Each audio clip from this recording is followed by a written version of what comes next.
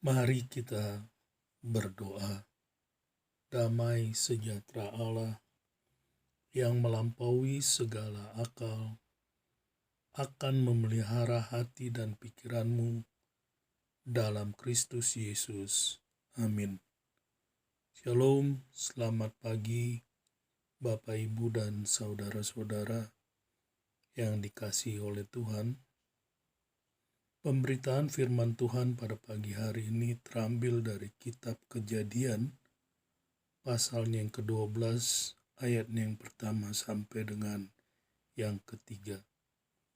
Kitab Kejadian pasalnya yang ke-12, ayatnya yang pertama sampai dengan yang ketiga, di bawah satu perikop, Abram dipanggil Allah. Demikianlah firman Tuhan. Berfirmanlah Tuhan kepada Abram, pergilah dari negerimu dan dari sanak saudaramu dan dari rumah bapamu ini ke negeri yang akan kutunjukkan kepadamu. Aku akan membuat engkau menjadi bangsa yang besar dan memberkati engkau serta membuat namamu masyhur, dan kau akan menjadi berkat. Aku akan memberkati orang-orang yang memberkati engkau dan mengutuk orang-orang yang mengutuk engkau, dan olehmu semua kaum di muka bumi akan mendapat berkat. Demikian pembacaan firman Tuhan di pagi hari ini. Bapak, Ibu, dan saudara-saudara yang dikasihi oleh Tuhan, Kejadian pasal 12 ini memuat salah satu momen penting dalam sejarah keselamatan. Tuhan memilih dan memanggil Abram sebagai langkah pertama dalam membangun umatnya Israel. Abram merespon panggilan Tuhan dan pergi menuju ke tanah Kanaan, tanah yang Allah janjikan kepada Abram dan keturunannya. Namun dengan cepat Abram gagal dalam ujian iman, yaitu di tanah Mesir saat mencari makanan di dalam wabah kelaparan yang terjadi di Kanaan. Namun demikian, Tuhan tidak membiarkan hal tersebut terjadi. Tuhan turun tangan menyelamatkan Abram dan istrinya Sarah agar rencana Allah tetap berjalan melalui kehidupan Abram. Kejadian pasal 12 ini sangat terfokus pada hubungan Allah dengan umatnya Israel. Kitab suci memang tidak memberi kita informasi tentang apakah Abram sudah mengalami hubungan sebelumnya dengan Tuhan atau apakah dia sebelumnya telah berkomunikasi dengan Tuhan.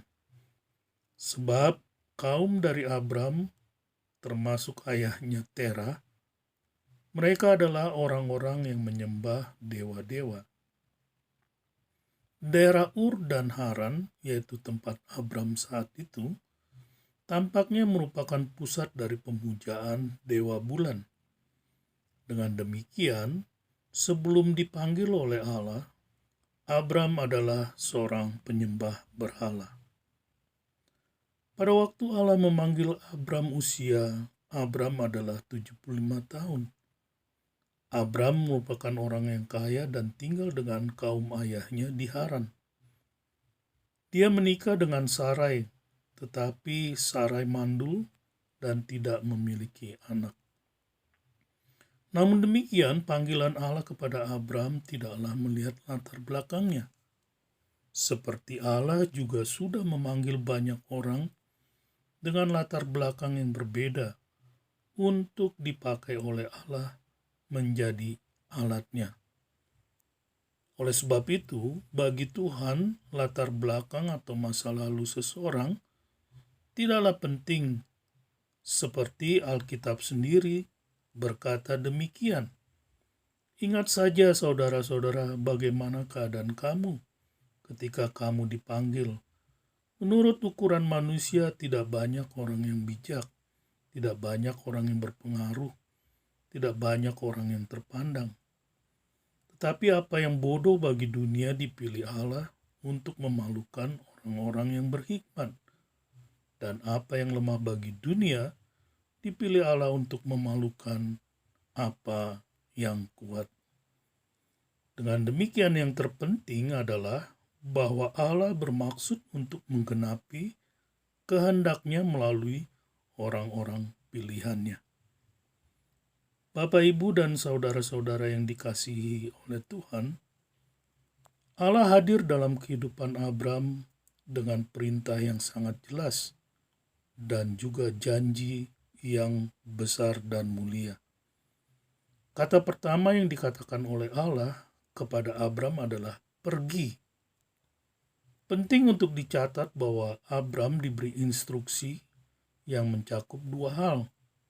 Yang pertama yaitu kata pergi dari negerimu, dan yang kedua kata pergi ke negeri.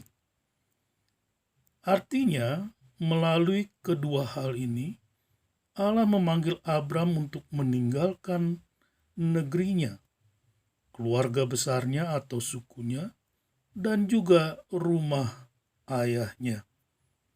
Abram tidak bisa tinggal di tempatnya dan tetap menaati Allah. Dia dipanggil untuk meninggalkan budaya penyembahan berhalanya, untuk menyerahkan dirinya sepenuhnya kepada Allah. Namun dalam perjalanan, Tuhan akan berjanji untuk melakukan hal-hal besar bagi Abram. Dengan demikian melalui uraian firman Tuhan, maka kesimpulannya adalah ini. Setiap kita yang dipanggil oleh Tuhan, Tuhan tidak melihat latar belakang kita, tetapi Dia melihat bahwa kita adalah orang-orang yang bisa untuk melaksanakan setiap panggilannya, yaitu menurut rencananya.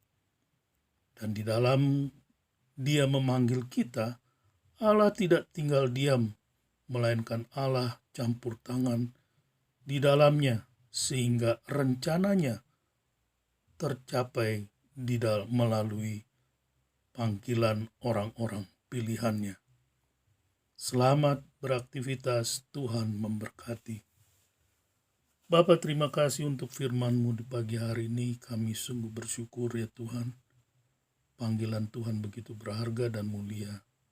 Terima kasih Tuhan. Terpujilah nama Tuhan, di dalam nama Tuhan Yesus kami berdoa.